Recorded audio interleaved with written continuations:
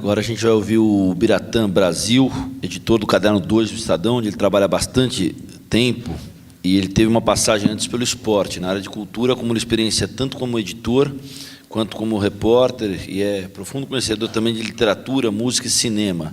Na linha do leveza com profundidade, o Biratã, há uns 2, 3 anos, tinha uma pesquisa que dimensionou um pouco esse curto-circuito da mídia impressa, que a gente discute muito recorrentemente atualmente, que é, os americanos vinham gastando 7 horas por mês com o Facebook e 11 minutos por mês com as páginas do New York Times. Acho que você deve ter visto esse dado, isso gerou um colapso aí de para onde caminhamos, né? Então, eu queria que você falasse um pouquinho também sobre isso, por favor.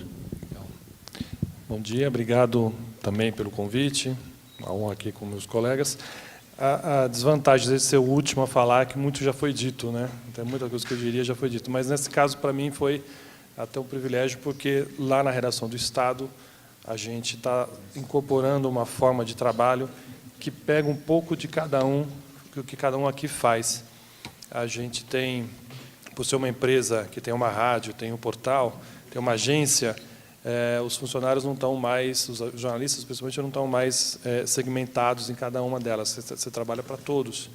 Então lá a gente faz o texto para o portal, faz o texto para o papel, fala na Rádio Estadão, Rádio Eldorado, e grava vídeo que vai no portal. O Estadão não é uma televisão, mas é algo que a gente tenta fazer algo como se fosse. Tanto chama TV Estadão. É complicado realmente essa nossa arte, por trabalhar no impresso, que é, no jornalismo atual, acho que o dinossauro da vez, né? Quando que vai acabar? Quando que vai se extinguir o jornalismo impresso?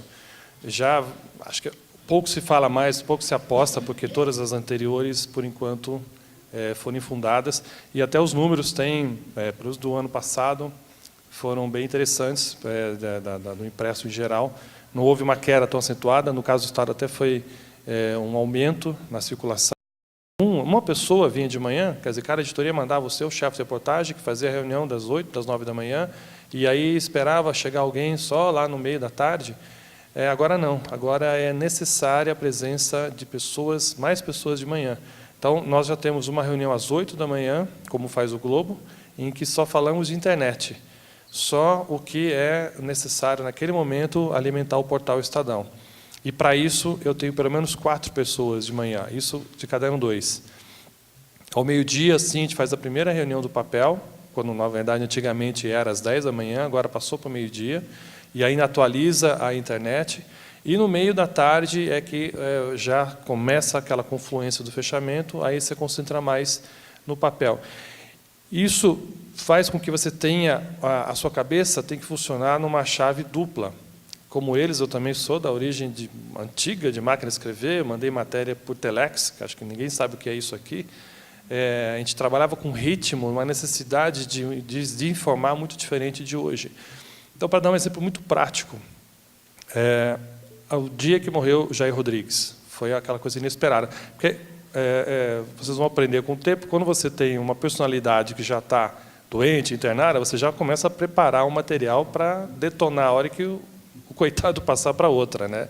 É mórbido isso, mas não tem jeito, você tem que ter a necessidade básica da profissão. Então, obviamente, quando o Gabriel Garcia Marques morreu, eu já tinha 4 páginas preparadas sobre isso. Foi só adequar a publicidade que eu tinha e vamos embora, detona. Naquela manhã, Jair Rodrigues não se esperava, ele não estava doente, não havia nenhuma perspectiva de morte. Então, como é que começou o meu dia? Por acaso eu estava lá, 9 horas da manhã vinha a notícia. Então, o papel naquele momento, o jornal impresso, eu não estava nem pensando. O fato era, vamos começar a alimentar o portal. Então, recupera matérias. A gente teve sorte ou azar, não sei como dizer isso, ele foi à nossa redação, gravou um depoimento na TV Estadão, 2 semanas antes, já tínhamos o lançado no ar, recupera aquilo, pega a matéria que saiu no papel sobre aquela vinda dele. Vamos começar a ouvir as pessoas, manda um repórter lá para a casa dele. Mas isso alimentando o portal, assim, a cada minuto, a cada 5 minutos pelo menos. Porque você vê, a gente tem um acompanhamento como a TV tem de Ibope, a gente tem o pico de audiência. E era assim, geralmente de manhã era um nível X, o lançamento da morte, ou do anúncio da morte dele, fez, obviamente, subir assim, números que a gente não está habituado jamais a ter naquela fase. E quando começa a cair, é a mesma coisa de televisão, você tem que fazer alguma coisa. Então, às vezes, aquela primeira matéria que você lançou de manhã, que tinha um depoimento interessante, que já foi atropelada pelo conjunto de outras notícias que você colocou, que a internet tem um pouco disso, ela é autofágica, você lança, aquela notícia vai ficando velha em poucos minutos, em poucas horas. Mas se você retrabalhá-la e lançá-la novamente, é uma tática curiosa que dá certo. Então, você pega uma notícia velha, vamos dizer assim, e dá uma nova cara para ela e joga de novo no ar, sobe a audiência. Então, você acaba adquirindo táticas de edição que a própria audiência te responde positivamente. Só comecei a pensar no jornal impresso daquela notícia umas 3 da tarde, ou seja, das 9 da manhã até as 3 da tarde, quando a notícia do dia era a morte do Jair Rodrigues, a concentração total na minha editoria e do jornal como um todo, dando o apoio necessário, era falar daquilo. Às 3 horas eu comecei a pensar, mas anunciar a morte dele no dia seguinte já estava mais que velho, porque foi às 9 da manhã de uma quinta-feira, se não me engano. O que na sexta-feira de manhã eu vou botar num papel? Então, você tem que voltar a pensar num conteúdo mais explicativo, mais elaborado, mais analítico. Então, análise que a gente não conseguiu subir, é o termo que a gente usa, né? Subir matéria. Para jornal, você baixa a matéria para gráfica. Para a internet, você sobe para a nuvem. O que a gente não conseguiu subir, de depoimentos também que chegaram depois, aquilo tudo, uma discografia, um ano a ano da vida dele, tudo aquilo que na internet, às vezes, sai um meio de maneira rápida, compôs no jornal, no papel. Então, uma edição que eu tinha, acho que eram 8 páginas, subiram para 12, que eu tive que aumentar por conta com 3 páginas da morte dele, e ali eu comecei a pensar. E é complicado, essa mudança de chave, ela tem que ser mais ou menos rápida e tem que ser eficaz. Você não pode editar um papel, obviamente, de acordo com o material que você joga na internet. Aquilo lá não funciona, não vai dar certo. Você anunciar morreu ontem é uma notícia já mais do que velha. Então, esse conceito de durabilidade na notícia é muito importante na hora de editar. Como eu disse, trabalhando no Caderno 2, que a gente consegue preparar muitas matérias com antecedência, a gente tem que pensar, é uma norma que não é norma institucionalizada, mas está virando hábito no jornal, lá no Estado, nas diversas plataformas. Então, quando um repórter vai sair para fazer uma entrevista com o Titãs, por exemplo, como nós vamos publicar, a repórter já vai instruída a pensar num vídeo, que nós vamos ter que colocar na internet, e, se possível, gravar algum áudio que vai ser utilizado na Rádio Estadão. Então, é inevitável, hoje em dia, você pensar em todas as plataformas. Você tem que tentar abarcar de todas as formas. Isso eu estou falando na produção do material. Na edição, a gente sabe que o público que vai a sites de informação é um X. Mas o que a gente está interessado é um público que é considerado mais jovem, que não é que não vai tanto a esses sites diretamente. O que a gente tem que fazer? O Facebook, hoje em dia, é o melhor caminho para você caçar leitor. É inevitável. Nós temos a página no Facebook, todo mundo tem, todos os jornais, rádios, televisão, todo mundo tem. Você lança ali uma notícia, você coloca um trecho dela, já anuncia o que tem no seu portal, e a pessoa ali, não só ela abre, se interessa, abre aquela página, já vai para o seu portal, como compartilha. Para nós, o ideal é isso, esse compartilhamento. Porque uma pessoa compartilha com 10, esses 10 com mais 100, e, num instante, aquilo vira o que a gente chama viral, né? É uma coisa, é o grande canal, é a grande ideia, o grande objetivo da gente é fazer com que esse leitor não habituado a entrar na nossa página, a ver. E dali você conquista, ou espera conquistar um leitor para um público, torná-lo um público do Estado. Quem sabe também ali levá-lo ao papel. Já é um pouco mais difícil muitas vezes, porque o público do papel ele já está mais estabelecido. Então, essa edição ela tem que ser pensada de 2 formas. O imediato, de uma certa forma, é importante, mas ele tem que vir com uma credibilidade, que as grandes empresas trazem isso. A gente estava comentando aqui atrás, muitas vezes quando a pessoa ouve uma notícia, até ou vê no Twitter ou no Facebook, uma notícia que aparentemente é inacreditável, ela vai checar isso num site que ele sabe que ali é confiável. Então, ele vai entrar no Estadão, vai entrar na Folha, no Rio ele vai entrar no Globo, enfim, são no UOL, são sites que, se ali está, a gente confia. Mesmo a gente trabalhando na área, há sites para a gente que não são confiáveis. Eu lembro muito bem quando morreu Michael Jackson. Foi uma tarde em que só um site estava dando a morte dele, acho que aquele TMZ ou algo parecido, que é um site maluco que só dá notícias hard news de celebridades. Ele anunciava e batia o pé, e a gente não podia acreditar nele. Somente a hora que o New York Times confirmou Michael Jackson morreu, aí sim a gente detonou todo o nosso material. Então, é esse grau de confiança dos dois lados. Da mesma maneira que a gente sabe que existem sites de confiança, ou televisão, você fica com a TV ligada, você fica ouvindo rádio, você cria uma fidelidade e tem uma credibilidade daquele meio, é que você sabe que a notícia é confiável. E isso nos ajuda, porque a gente também se transforma em referência nesse sentido. O trabalho básico de edição, que antigamente era receber o material e, a partir dele, você produz a edição, agora mudou muito. Também já se tocou aqui nesse assunto. A partir da produção é que você já começa a editar. Você já tem que pensar numa edição a partir dessa produção. Você já tem que pensar no que aquela entrevista vai render, de que forma que aquilo vai ser elaborado e distribuído de diversos meios, porque você tem diversos públicos. Então, para cada público, você tem que pensar numa forma de chegar até ele, seduzi-lo e mantê-lo fiel. Acho que, além de ter essa transparência, de ter essa confiabilidade, você tem que conquistar a fidelidade, que acho que é um dos maiores desafios e uma das maiores dificuldades, principalmente quem trabalha com internet. Acho que o Ricardo sabe bem disso. Você manter uma fidelidade de um leitor, de uma pessoa que busca informações que não sejam apenas de diversão, mas que buscam informações em geral na internet. O que mais que eu posso dizer?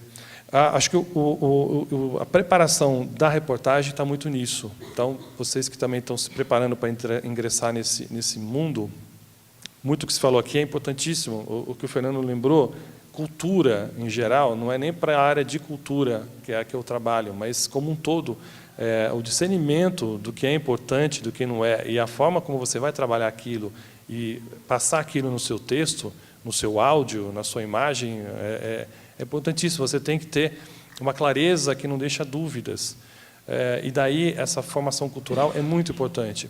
Na área minha, mais ainda, você tem que saber do que você está escrevendo, saber discernir do que é realmente uma informação importante e do que não é. Desde um escritor que seja importante, que você, lendo a obra dele, detecte realmente é alguém que está surgindo, mas que tem futuro, ou não, que pode ser um engodo que não vai valer a pena investir. Então, são muitos detalhes em que o editor, hoje em dia, ele sozinho não dá conta. Ele tem que ter uma equipe não só afiada, como afinada. Então, você tem que distribuir tarefas. A exigência, hoje em dia, pela rapidez, pela necessidade, pela pluralidade de leitores, de tipos de leitores, obriga você a ter uma equipe totalmente afiada e afinada com o seu tipo de trabalho. Cada um saber exatamente o que tem que ser feito e como deve ser feito. E nesse papel, o editor, ele pode ser essencial desde a produção, e tem que ser, mas ele se espera que a equipe saiba exatamente o que é para ser feito e, no final do dia, ou no momento, se for para a internet, naquele momento mais crucial, apresentar o trabalho mais redondo possível para que você consiga, na necessidade de editar, ser mais rápido possível também. Então, acho que isso evolui muito. Como eles também, eu tenho muito tempo de casa, de jornalismo, e eu percebo essa mudança de tempo. Hoje, você tem que ser muito mais rápido, você tem que raciocinar mais rapidamente, tem que ter um discernimento muito fácil e preciso para poder descobrir exatamente o que o seu leitor quer. Não podemos viver, obviamente, escravos desse leitor, senão você vai acabar publicando qualquer coisa. O leitor, muitas vezes, nem ele sabe o que ele quer. Você joga para ele e ele diz sim ou não. Ele não te dá um retorno, não, isso, eu quero isso. A gente vê isso muito pelo retorno que as pessoas dão em pesquisas. As pessoas muitas vezes confundem, até o próprio jornal, Às vezes leem notícias num caderno de cidades e acham que leram no caderno de cultura, e vice-versa. É incrível como muitas vezes são confundidos os cadernos de cultura e cidades. As pessoas acham muitas vezes que é a mesma coisa. Fora esportes e economia e política, que são muito distintos uns dos outros, os outros cadernos acabam ficando quase num balaio só. E aí a sua necessidade de tentar cativar e criar esse público cativo. Acho que é mais ou menos isso. Acho melhor a gente já passar para as perguntas, fica mais fácil. Legal, obrigado, Biratã. Eu queria, antes da gente abrir para as perguntas, imagino que vocês tenham perguntas, convidar o jornalista, o publisher e o diretor do Centro de Estudos de Comunicação, SECOM, da revista Negócios da Comunicação, Márcio Cardial, para falar sobre esse evento, a arte de editar, sobre tudo isso que a gente está fazendo aqui, e aí a gente abre para as perguntas, tá? Então, vamos lá. Bom dia, gente. Eu vou aproveitar que eu estou com o microfone. Tem também algumas perguntas que chegaram pelo Twitter, né? É a internet, e aí eu vou aproveitar que estou aqui com o microfone para fazer as perguntas aqui. Na verdade, quero agradecer em nome da equipe da revista Negócio da Comunicação, do Audálio, do Quinjô, de toda a redação, a presença de vocês, né? Douglas, Fernando, Luiz, o Ricardo e o Biratã, obrigado aí por aceitarem nosso convite. É importante mencionar que todo o conteúdo discutido aqui estará na edição de junho da Negócio da Comunicação e também na nossa página do Facebook e no nosso site. Esse é mais um encontro que a Negócio da Comunicação faz para integrar o mundo do trabalho e a academia. Periodicamente, nós estamos promovendo um encontro em várias universidades. Não posso deixar de mencionar que hoje estamos lançando o novo regulamento da 4ª edição do Prêmio Empresas que Melhor se Comunicam com Jornalistas também, onde tem algumas novidades e depois acho que vale a pena conferir no site da revista. Eu quero aproveitar, fazer aqui, uma das perguntas é minha, as outras 4 a gente recebeu pelo Twitter. Então, para o Douglas, a CBN tem uma produção de vídeo própria? Qual a estratégia da utilização desse recurso? Eu vou fazer todas as perguntas, eu acho que, né? Para o Fernando, chegou uma pergunta aqui perguntando o seguinte. Não, essa pergunta é minha. Segunda tela, o jornalismo tem uma estratégia definida para trabalhar com a segunda tela? Para o Ricardo, nos veículos digitais cabem grandes reportagens, né? Tem espaço para grande reportagem no veículo digital, na web? Luiz, como a revista está posicionada na internet, a língua portuguesa? Uma pergunta de um jornalista da editora Alto Astral. E o Biratã, qual a vantagem dessa nova forma de fechamento que você mencionou, que a gente estava até falando que o Globo assumiu, e para o meio impresso, na verdade. A web ganha bastante, mas o que o meio impresso ganha com esse novo fechamento, essa nova rotina? É isso, gente. Obrigado. Bom, vou começar respondendo a pergunta sobre a produção de vídeos.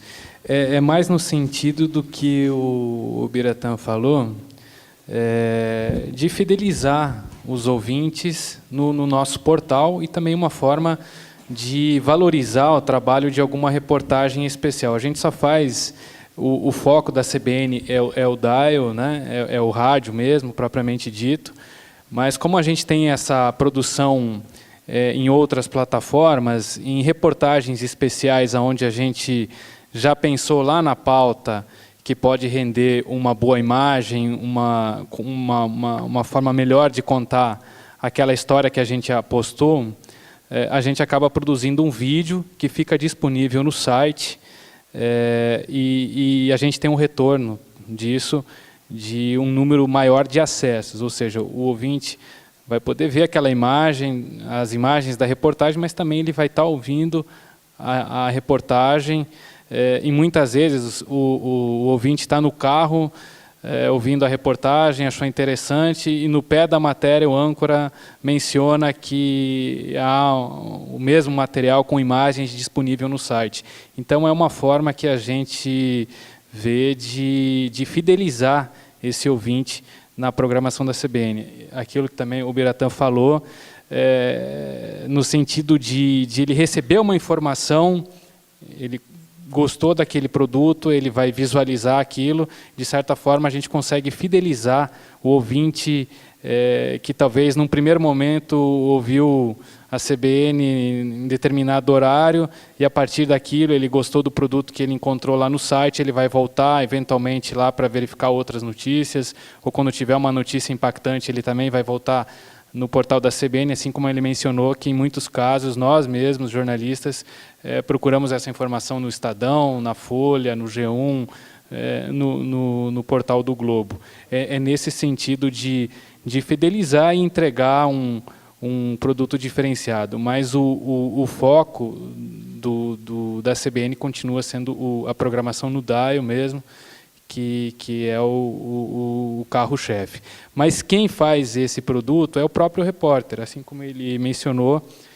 Vamos fazer uma entrevista com o Titãs, leva o vídeo, vamos fazer uma entrevista, independente de quem seja o entrevistado. Se a gente apostar que pode ser um conteúdo diferenciado, ou que a gente vai dar um destaque maior na programação e pode render boas imagens, a gente investe nisso com a própria reportagem. Nós temos algumas câmeras, aí vai um produtor para ajudar na gravação, ou eventualmente quando é um factual, por exemplo, vou mencionar um exemplo aqui, na época daqueles rolezinhos que estavam acontecendo aí na periferia, enfim, confusão, o nosso repórter foi acompanhar um desses eventos lá em Itaquera, no metrô, no shopping ali. A polícia chegou, teve confronto, enfim, aquela doideira. O repórter pegou o celular, na altura dos olhos aqui, filmando um plano sequência e narrando. Esse vídeo foi replicado no Fantástico, na Globo News, o SBT ligou. Nessas situações, a gente sempre fornece esse material com autorização, aquilo que eu também disse antes, a gente usa muita sonora de TV também com autorização, mas é nesse sentido. E, querendo ou não, quando aparece o crédito ali, remete na cabeça do nosso ouvinte que ele já ouviu essa informação, talvez primeiro na CBN. Então, é nesse sentido que a gente trabalha a imagem. Mas não é rotina isso, são casos especiais assim que a gente aposta em alguma reportagem diferenciada para fazer um vídeo para o portal. No mais, a orientação é sempre fazer foto mesmo, hoje com um smartphone. Todos os repórteres que vão para a pauta já saem da redação com orientação para fazer foto, e eles também estão antenados que se houver a condição de fazer um vídeo, tiver uma boa imagem, ou tiver só um repórter da rádio lá, isso pode ter um impacto e um registro importante na comunicação mesmo, na narrativa daquele fato.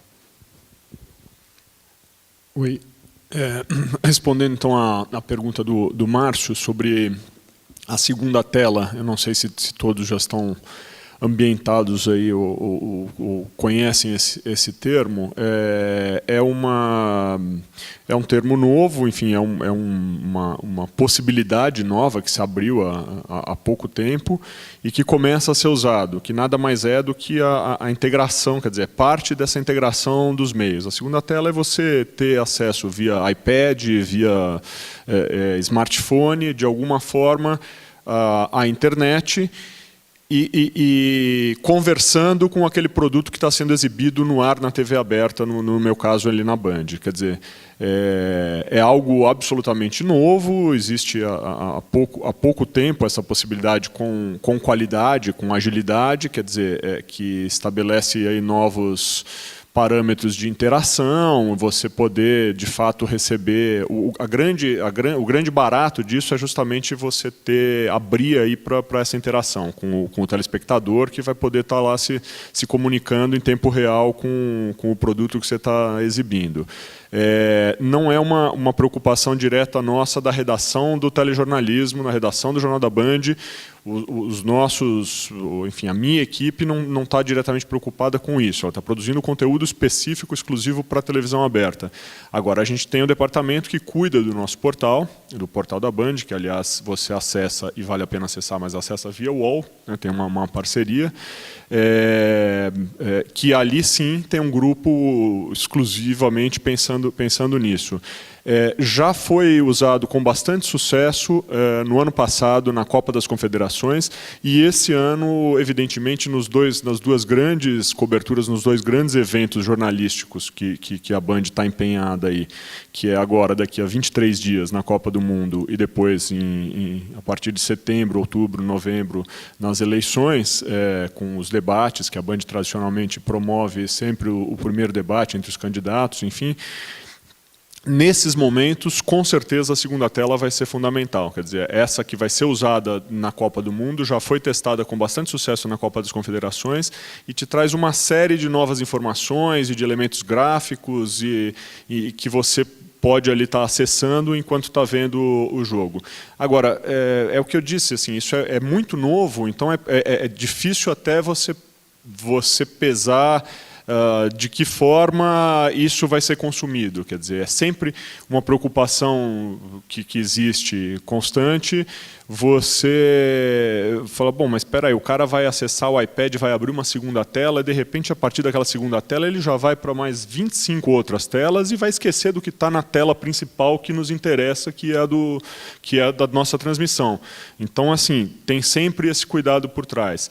O que acontece cada vez mais, e aí eu lembro também que a Band acabou de colocar no ar um aplicativo novo da Band, por onde você tem acesso, é você conseguir assistir em tempo real, em streaming, pelo celular, pelo iPad, o produto que está sendo exibido ali na TV aberta. Então, o Café com Jornal, que é um produto que eu acabei de citar aqui, que é novo, moderno e tal, eu assisto habitualmente pelo celular, porque é um horário que eu estou em movimento, mesmo antes de sair de casa, estou na cozinha preparando café, com meu filho ali, e estou vendo aquilo pelo celular, pelo aplicativo da Band, e funciona excepcionalmente bem. A qualidade da imagem, do HD, dos grafismos e tudo mais, hoje nos permite fazer isso, o que no passado... Primeiro, a gente tem, evidentemente, o problema da qualidade do serviço de telefonia e da própria banda larga, que às vezes nos deixa na mão e tal.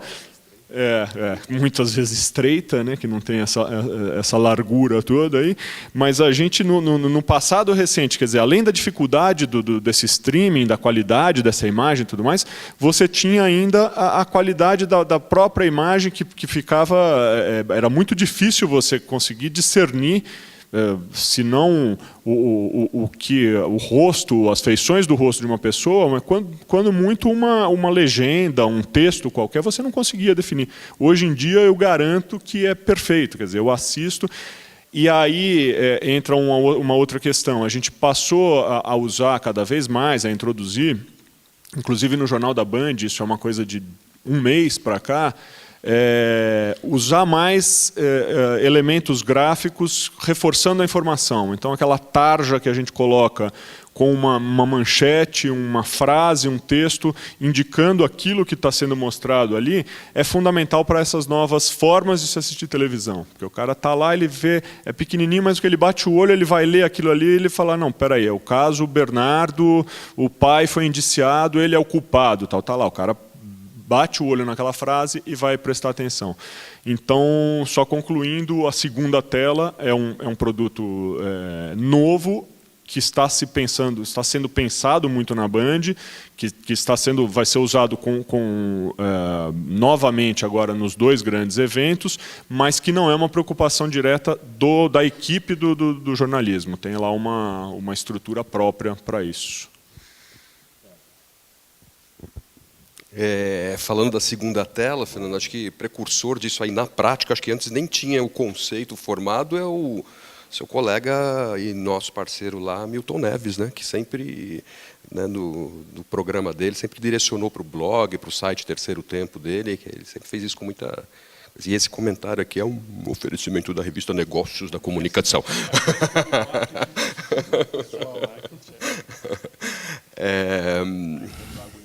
Não, ai, Milton Neves. Foi o primeiro parceiro de esporte do BOL, naquele projeto que eu falei na apresentação, e que é uma delícia trabalhar com a equipe do Milton Neves, porque eles estão abertos a qualquer sugestão, a qualquer novidade, e que acho que isso deve permear o jornalismo de hoje em dia, né? Cabeça aberta e a disposição para fazer o novo, para tentar, né, arriscar. Se não der certo, a gente não faz mais, faz de outro jeito, e assim sucessivamente. As fórmulas hoje não são perenes, né? Bom, mas falando da pergunta especificamente da grande reportagem, sim, totalmente. Eu pessoalmente, acho que esse é o caminho. Eu acho que todo o portal hoje deve focar a grande reportagem, porque a commodity, o que eu chamo de commodity, em média, dizem aí nas pesquisas que são publicadas 2.000 notícias, em média, nos sites do mundo, por dia. Gente, não dá para fazer 2.000 reportagens profundas por dia. Então, aí, no meio aí das commodities, tem lá a agenda cultural, que tem que falar o que vai estar na virada em São Paulo, certo? Tem que falar o fechamento da Bolsa hoje no final do dia. Então, e a gente precisa de jornalistas produzindo a commodity. Então, não é um negócio desonesto ou menos importante. As pessoas precisam se informar. Agora, essas commodities, elas nos chegam das diversas formas. Lá para a gente, por exemplo, vem de todas as agências internacionais, da Agência Estado, da Agência Folha, de outros parceiros, da Band, da ESPN, enfim, o material chega, a notícia chega de várias fontes. Agora, o que o portal pode fazer para agregar valor a este camarote, né? Investir exatamente na grande reportagem, na ampliação do tema. Eu estou convencido que é esse o nosso caminho, e não é quantidade, é qualidade. E ainda mais na internet, que, diferentemente dos outros veículos, que tem ali um foco nesta ou naquela plataforma, a internet não precisa ter foco em plataforma alguma. A gente pode fazer uma grande reportagem super profunda em vídeo só, não ter uma linha em texto. Ou pode fazer uma reportagem super profunda só com fotos, só com galerias de fotos, de 2.000 fotos. E outra coisa que eu destaco, que eu acho inclusive que o aluno de jornalismo deveria prestar atenção, eu não sei nem se o novo currículo eu sei que a língua portuguesa, viu, Luiz, volta para o currículo do jornalismo obrigatoriamente aí na nova grade, né? Finalmente, né? Porque as pessoas não sabem botar crase na letrinha, é só a crase, não estou nem referindo ao resto. Mas agora volta no novo currículo aí. E um que eu nem sei citar, mas deveria estar no curso de jornalismo obrigatoriamente hoje, é jornalismo de dados. As pessoas precisam saber como pesquisar, como usar a internet para fazer grandes reportagens sem tirar o bumbumzinho da sua cadeira. E ali tudo à disposição. Exatamente. E com uma densidade, com uma propriedade. Você pega, por exemplo, dados do PNAD, do PNE, dos sites do IBGE, da ONU.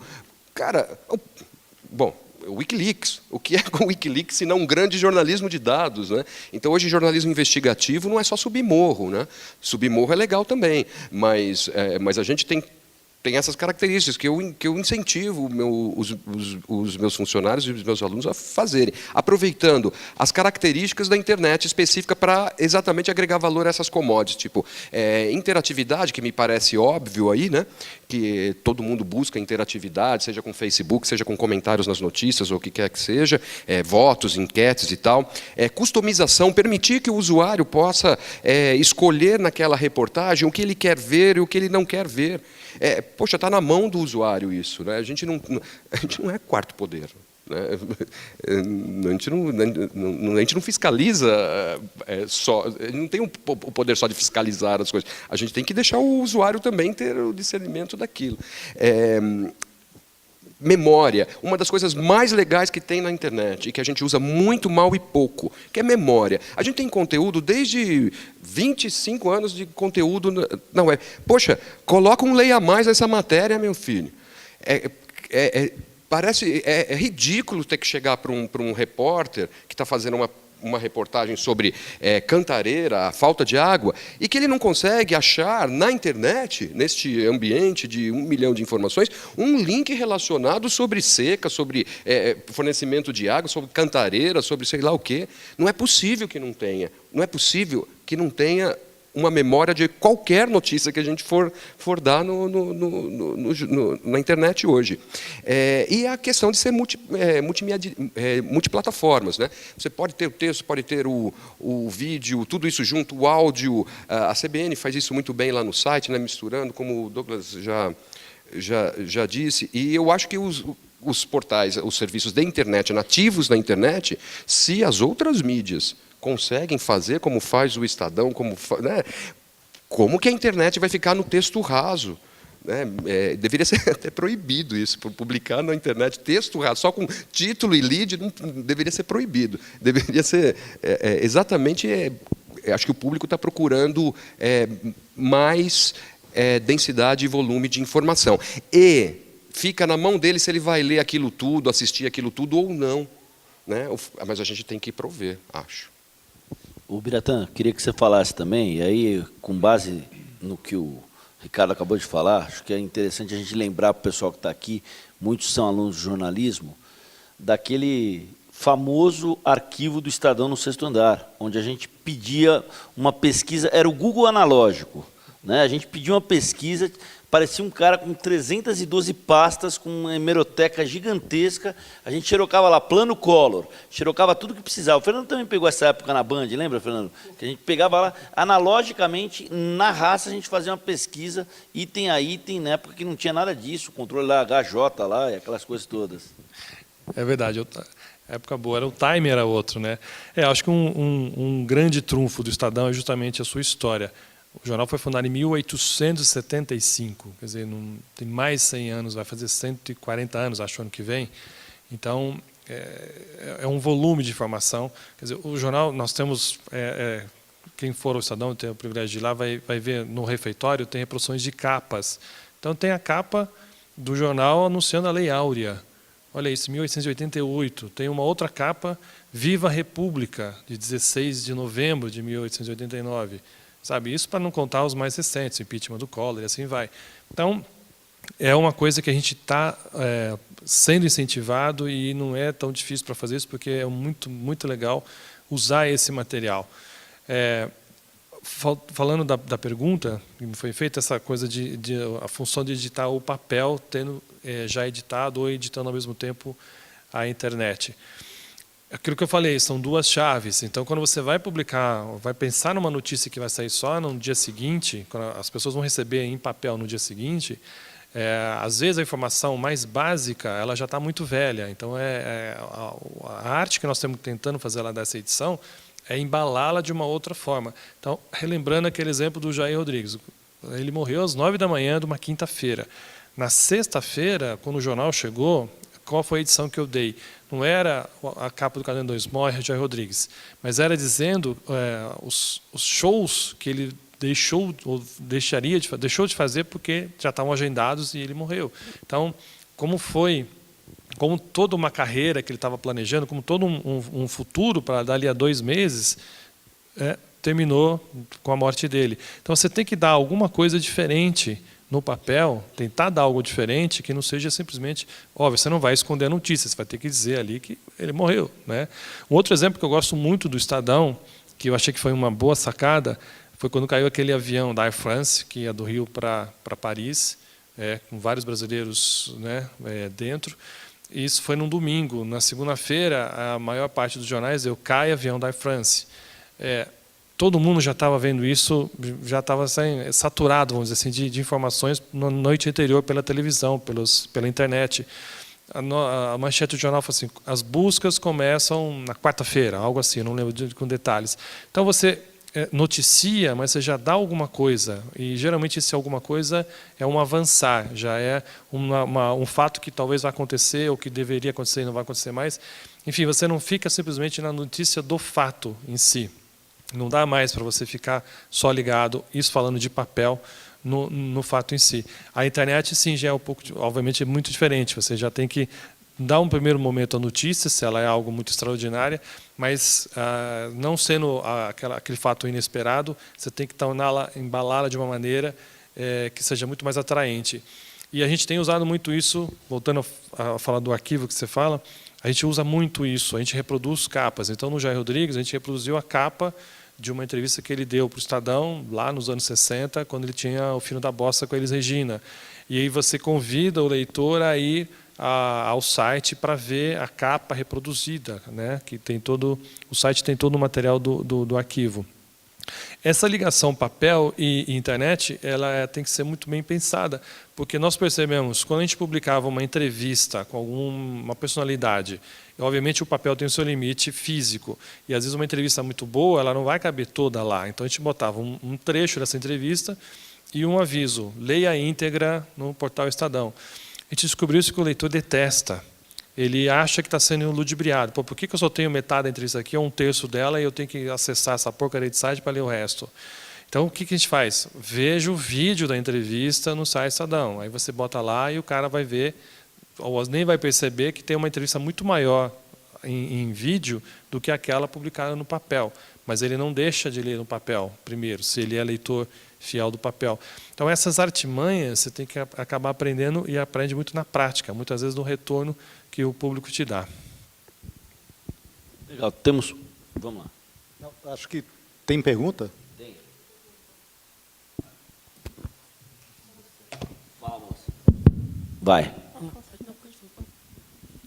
Bom dia. Meu nome é Tatiane, eu estou do 7º semestre aqui da FAPCOM.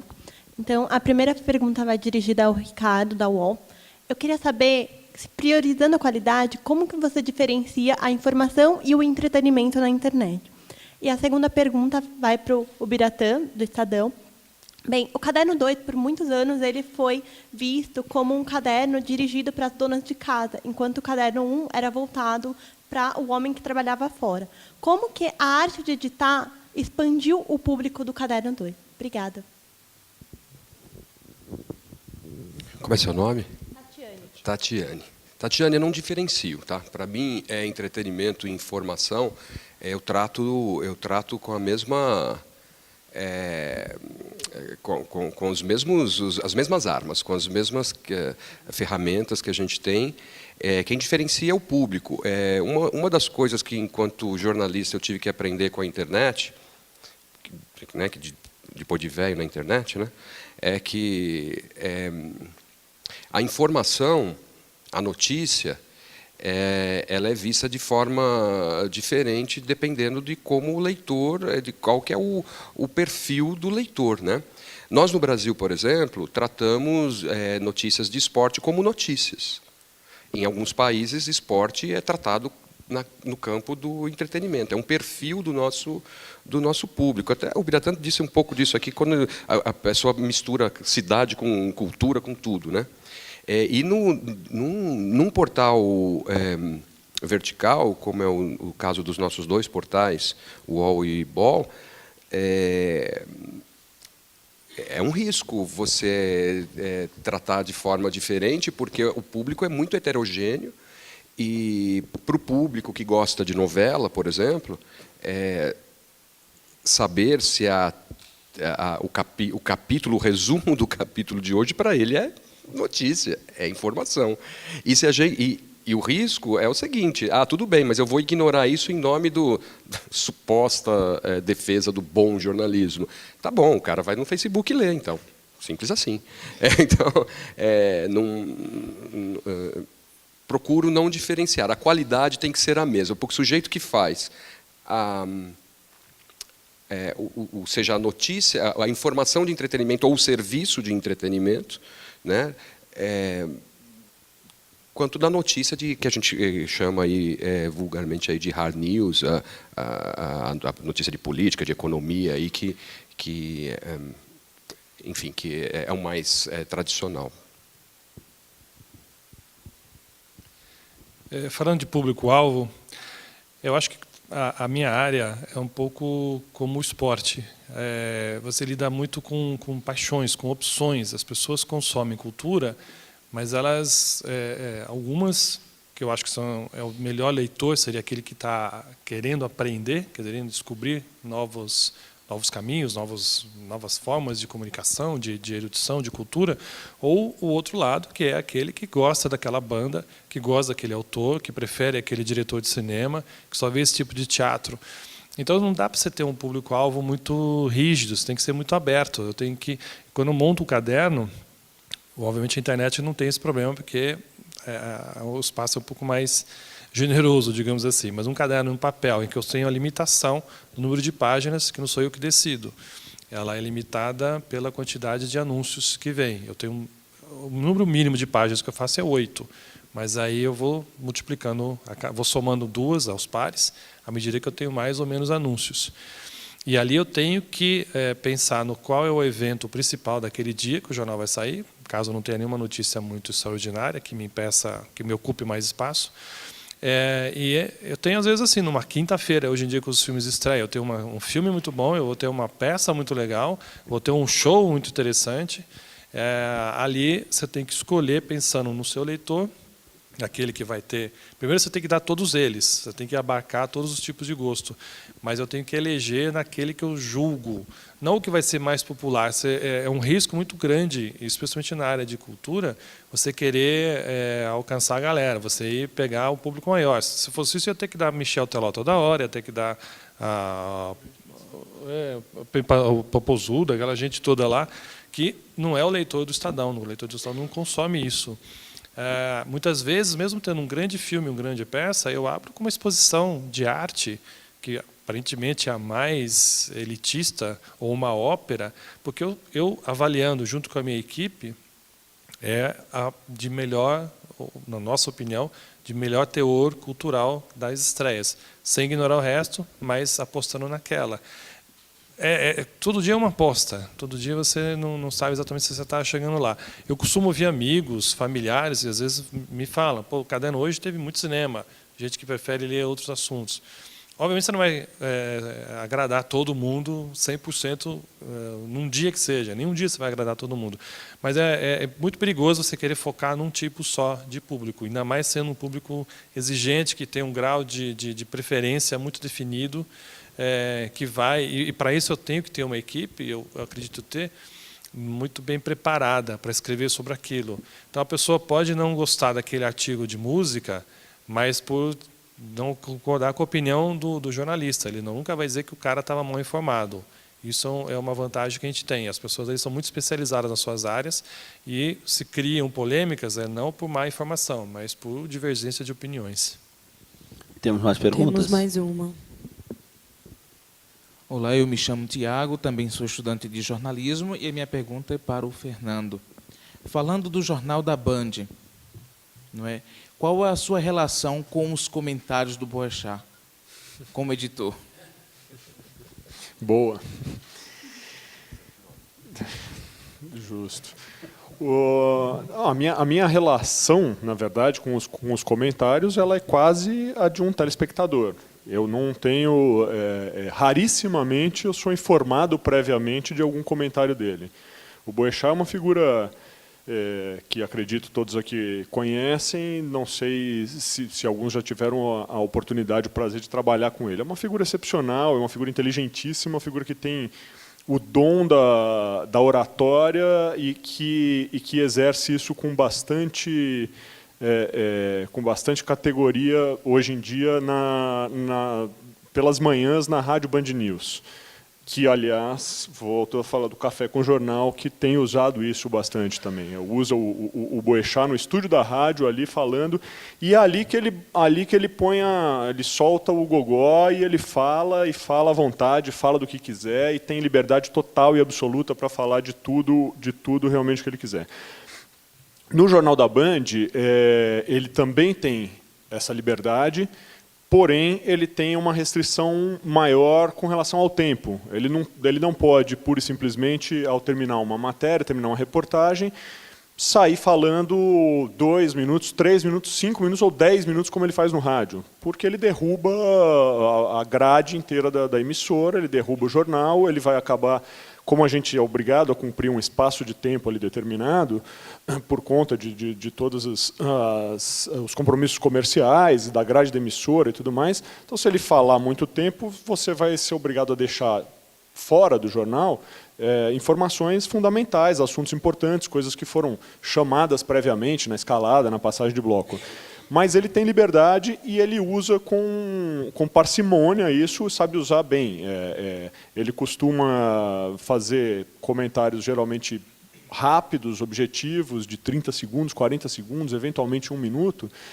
E com relação a isso, você perguntou, né, Tiago, sobre a minha relação com esses comentários, eu estou lá na mesa de comando do jornal no momento que o jornal está no ar.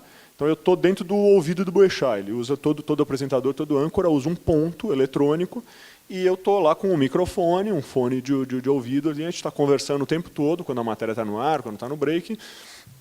E o que acontece muitas vezes, a matéria está terminando, e o Boechat é uma figura muito doida. Ele é aquilo que ele mostra ser na rádio, é aquilo. É um cara que... ele é um personagem. Pra você ter uma ideia, ele anda num Twingo, caindo aos pedaços, chega de chinelo ali, tá, aquele carioca esperto, chega e fala... E no ar, no Jornal da Band, ele é obrigado a incorporar aquele personagem mais respeitável, bota a gravata, o terno, fica mais sério. Mas a hora que a matéria está no ar, ele está lá falando comigo, está falando um monte de... E como ele é muito doido, ele não quer saber dos elementos, das sutilezas, das questões envolvidas com a tecnologia da televisão. Então, não importa para ele se, ao terminar aquela matéria, o diretor de TV está com uma mesa lá com 253 botões e comandos, ele vai ter que acionar 3 comandos para cortar para uma imagem, para cortar para a câmera tal, para depois chamar o link do repórter em Brasília para vir a matéria de Londres e tal. Então, assim, está faltando 5 segundos para terminar aquela matéria, ele faz assim, ó. Porque a matéria termina e vai para a Tiziana, que é a outra apresentadora, e já está tudo certo para aquilo. Faltando muitas vezes 5 segundos, 4 segundos, ele só faz assim, ó, vou falar. Aí o diretor de TV já está esperto, corta para ele e ele sai falando. Ele sai falando e muitas vezes ele termina de falar, faz o comentário, olha para o lado e fala, Tiziana. Aí ela vai. Já aconteceu N vezes de ter a Tiziana está de folga, está de férias, tal, e tem uma pessoa substituta, ele termina, olha para o lado e fala... Ele esquece o nome da pessoa que está do lado e ele só olha e o cara já corta, porque fala que dali não vai.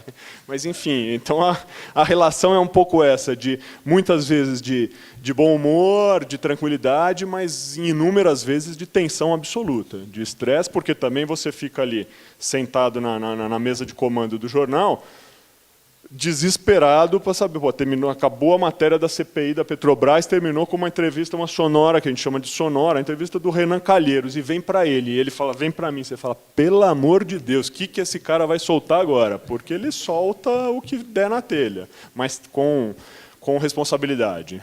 Enfim, não é uma Sherazade, definitivamente não. Espero ter respondido aí, Tiago. Temos mais perguntas aí, pessoal? Mariane. Isso. Bom dia, eu me chamo Mariane, também sou estudante de jornalismo aqui no 7º semestre. E a minha pergunta é, a nossa profissão, como todas as outras, é suscetível ao erro, né? E isso é um pesadelo, porque a gente lida com informação. A gente viu recentemente também a divulgação errônea dos dados do IPEA, né, que causou aquele estrago. A gente também, como estudante, já fizemos vários estudos de caso em relação a erros da mídia, e eu queria saber de vocês, como editores, além dos itens básicos de checagem, apuração, quais são as outras medidas para evitar o erro, não só com informações relevantes, mas também nas coisas mais pequenas que vocês têm para passar para a gente, focas. E a outra coisa também que eu tenho para perguntar, é uma curiosidade minha, vocês falaram dessa... multiplataformas, né? Informação, de internet, TV, e também desse profissional que tem que ser multiplataformas, está preparado para o impresso, para a internet. E queria saber se tem espaço para um jornalista que quer ser especializado em falar só de política ou só de cultura, ou se tem que seguir esse estilo do jornalismo de conhecimento pizza, que tem que saber um pouco de cada e, no fundo, não sabe, né, profundamente de nada. Então, queria também que vocês dessem algumas sugestões para a gente. Só uma coisa, Biratã. A Mariane se apresentou como estudante de jornalismo, ela é do programa de estágio da TV Globo de São Paulo. Tá? Informação para a concorrência, que fique claro. Também rapidinho para poder falar um pouco. Erros, obviamente você está sempre ligado, você tem que ter atenção tripla, sei lá, quantas vezes mais a evitar. Esse caso dos dados, a ombudsman da Folha lembrou bem, eu acho que você tem que duvidar muitas vezes de alguma informação que chega para você como sendo oficial e certa.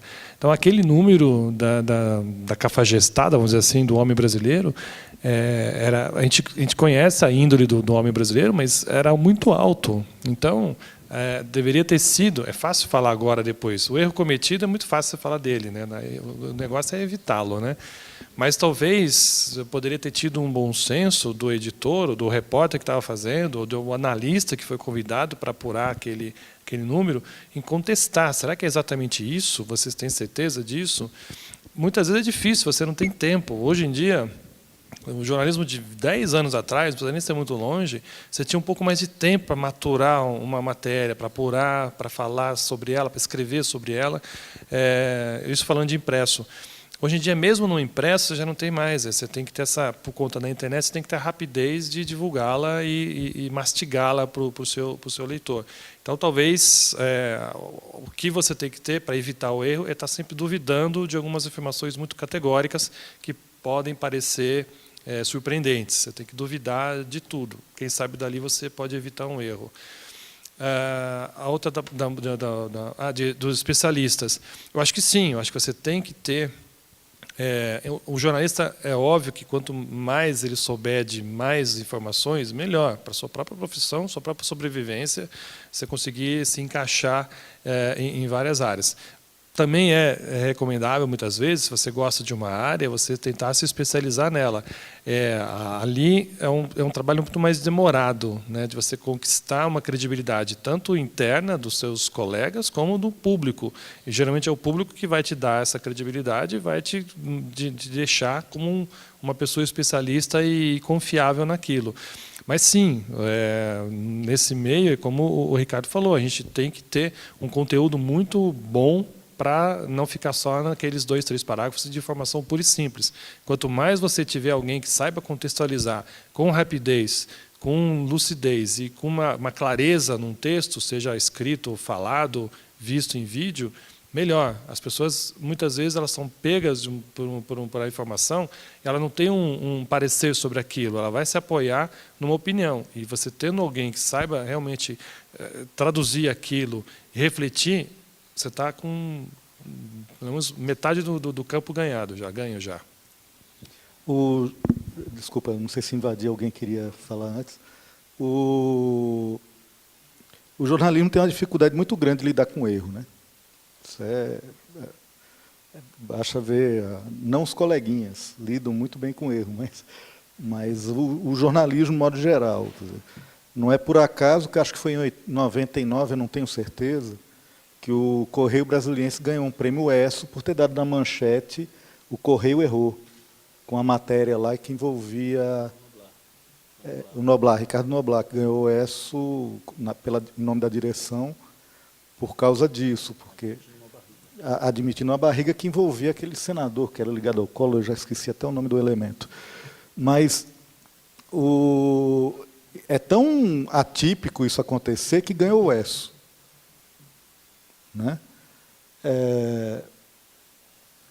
A gente teve, uma das coisas que caíram com a lei da imprensa, a fatídica lei da imprensa, foi o direito de resposta, que a gente não está mais bem resolvido como estava antes.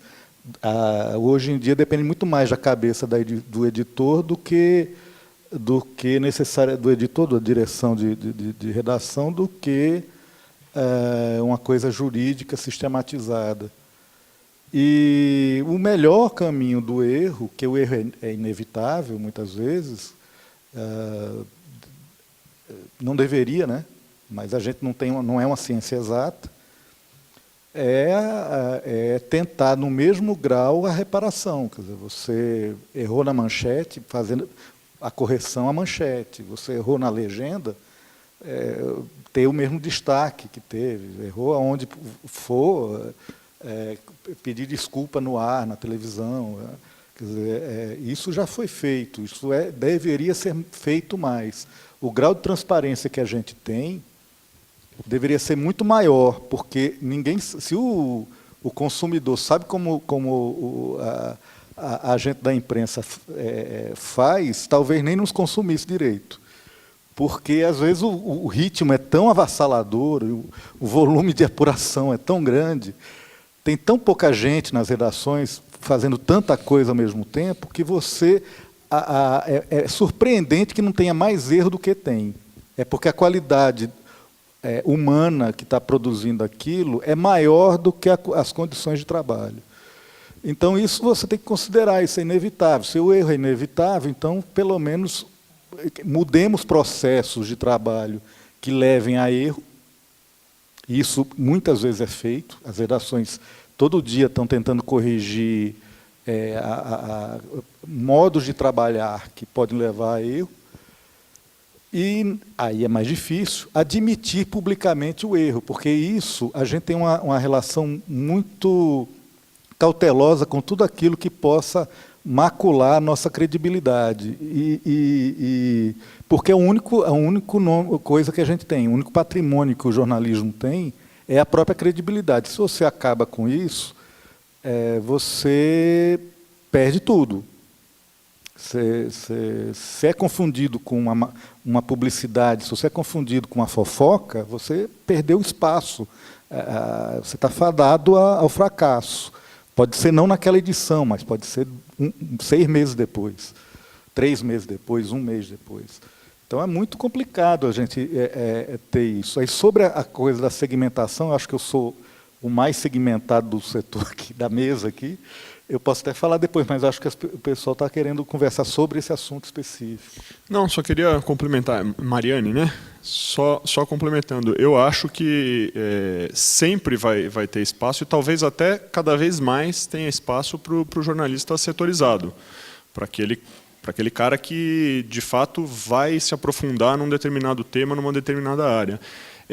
Acontece o seguinte, existe uma certa arrogância, uma certa metidez inerente a todo jornalista de achar que sabe um pouco sobre todos os assuntos, que você chamou do jornalista pizza.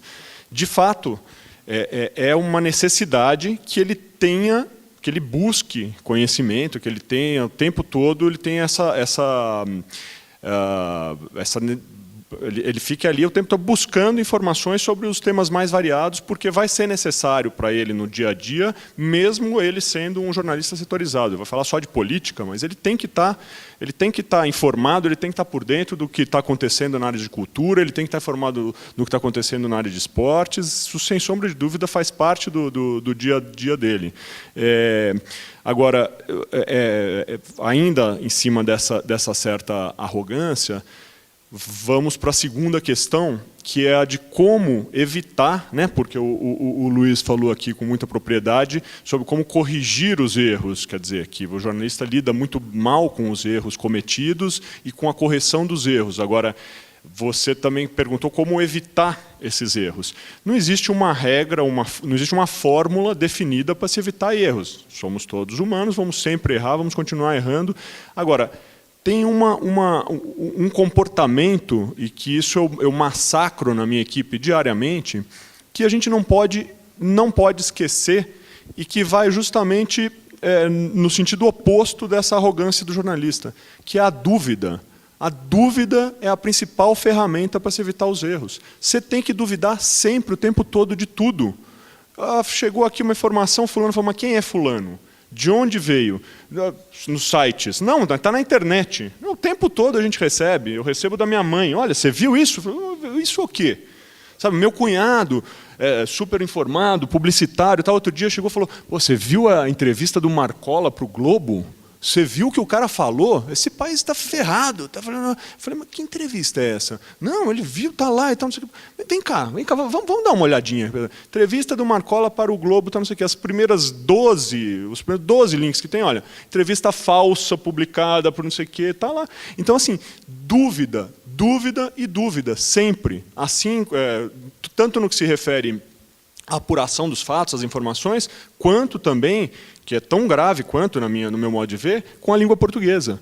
Dúvida. É assim mesmo que se escreve isso? Essa concordância está correta? É desse jeito que se escreve? Essa frase está clara e gramaticalmente correta? Então, assim, a dúvida é provavelmente a principal ferramenta para tentar evitar os erros. Só para complementar, vou falar rapidinho. Tem um case interessante sobre o erro e a correção, vocês devem lembrar bem, daquele caso do avião que a Globo News noticiou que teria caído próximo ao aeroporto de Congonhas, com aquela imagem, daquela fumaça. Em 2008, em 2007, teve aquele acidente lá grave em Congonhas, ali próximo ao aeroporto, e todo mundo embarcou. Foi um incêndio numa fábrica de colchões. Aí todos os portais noticiaram isso, o Estadão acho que não noticiou, mas o Terra, o UOL noticiou. Nós tivemos dificuldade para checar, e a Globo News é aquilo, credibilidade, o que o Guirata falou. Morreu Michael Jackson, ninguém dava, procurou no New York Times, tá, agora a gente vai informar. Pô, a Globo News com imagem, narrando, daqui a pouco já tinha portal dizendo que era um avião da Webjet com 47 passageiros, e ninguém conseguia checar, passaram-se 10 minutos, 15 e tal. Vamos dar informação. A gente deu a informação, alguém atendeu lá em Congonhas, não aconteceu nada aqui, o aeroporto funcionando normalmente. Vamos corrigir. E isso aconteceu com boa parte da imprensa. Eu acho que depois desse exemplo, a gente passou a refletir mais sobre o que é básico. A apuração precisa e a credibilidade, né? E não foi só aqui, não só os órgãos de imprensa aqui do Brasil. A CNN noticiou, claro, acreditando a Globo News, a BBC de Londres. Então, esquecemos do básico, porque a internet naquele ano lá estava na crista da onda, estava naquela neura ainda de o que é manchete, precisamos correr atrás, precisamos dessa manchete, não temos essa informação, e todo mundo embarcou nessa. Então, tem que deixar a arrogância de lado e corrigir. Na CBN, nós temos um relatório que a gente chama de umas e outras, que a gente fica separando todos os erros de português, tem vários, assim, desde o início do dia até o fim do dia, e na sexta-feira a gente passa esse relatório. Claro, não coloca o nome do fulano que cometeu a gafe, mas a gente repassa para todas as redações da CBN para a gente evitar esse erro. O importante é você refletir e evitar cometer o mesmo erro, né? Entender aonde errou e evitar cometer a falha de novo. Mas o interessante é você deixar a arrogância de lado, mesmo o jornalista tem essa dificuldade. Eu lembro que eu estava na redação no dia desse fato aí, foi um gosto amargo assim, para a gente. Porque embarcamos e deixamos de fazer o básico, assim, que a gente aprende no primeiro dia de um curso de jornalismo. Então, e sobre essa autorização em rádio, eu acho que a única que tem repórter setorista aqui em São Paulo é a Jovem Pan, que tem os caras de política, de polícia. Lá na Estadão acho que não tem, que tem uma equipe mais reduzida, a Band News também não tem. De esporte. Esporte sempre é mais setorizado mesmo, mas, por exemplo, economia, polícia, política, a gente procura priorizar ou destacar repórter X para cobrir assunto Y quando ele tem alguma afinidade, ou como o Biratã falou, ele fez alguma especialização, já tem um know-how maior para participar daquela cobertura. Senão, você vai entrar às 8, tem uma agenda, a gente também tem a agenda da semana, os assuntos que a gente já sabe que vão ser cobertos, enfim, temos 10 repórteres e 20 pautas, precisamos escolher. E o resto vai por agência. Nós assinamos alguns serviços da Agência Estado, Reuters e outras agências. Que não der, a gente sabe que eles estarão lá, a gente vai cobrir por agência. Vamos dar uma nota, tem o redator lá que vai redigir um texto na linguagem de rádio, a gente vai informar.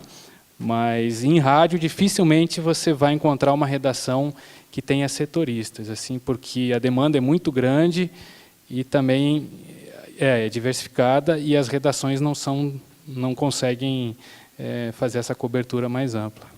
Em TV você tem isso mais, só complementando, em TV você tem isso mais na TV a cabo, né? Porque você tem espaço para as TVs setorizadas e para os programas setorizados. Então, assim, no próprio Grupo Bandeirantes são várias TVs. Então, você tem o Terra Viva, então você tem um jornalismo setorizado, voltado para o agronegócio. Você tem o Arte 1, que é um canal novo, recente da Band, que é só voltado para o universo cultural, para o mundo da cultura, e que tem lá excelentes jornalistas, a Gisele Cato, que comanda o jornal ali, que é setorizada. A praia dela, ela trabalhou muitos anos na revista Bravo e tal, ela é uma repórter, uma editora, uma jornalista de cultura, e tem espaço para ela lá numa TV a cabo, evidente. Se você está para trabalhar num telejornal de rede, fica um pouco mais complicado, porque você vai acabar sendo obrigado a cobrir um pouco de tudo. Eu entendo que a questão do erro a gente começa a combater na seleção dos profissionais, né? Então, seleções, provas de seleção bem feitas, cursos, como faz o Estadão muito bem, inclusive, para treinar os seus futuros jornalistas. Acho que aí a gente começa aí o trabalho de se evitar o erro. No UOL nós temos um sistema, uma plataforma chamada SI, Sistema de Estatísticas de Erro, que é feita online. Todos os erros são apontados de acordo com os seus com a sua característica, né? Se é de informação, se é de língua, se é, enfim, de links, que a gente lida com tecnologia também, né? Isso é planilhado. Nós incentivamos que os editores de cada setor indique qual jornalista erra, e não é para fazer caça às bruxas, nada disso, mas é para indicar cursos, porque às vezes você nota ali perfis, né? Esse sujeito é excelente na apuração da informação, mas ele patina aí na língua, né? Então vamos dar curso de português para esse sujeito. Ou o outro, ele acerta muito no idioma, mas tem um nível cultural muito aquém do que o trabalho dele necessita. Então vamos dar cursos de literatura, de cinema para o cara, né? É nesse sentido. E na questão da segmentação, sim, tem espaço, é até desejável que alguém na internet possa se dedicar a este ou aquele assunto. O que não é desejável é que a pessoa não seja multiplataformas.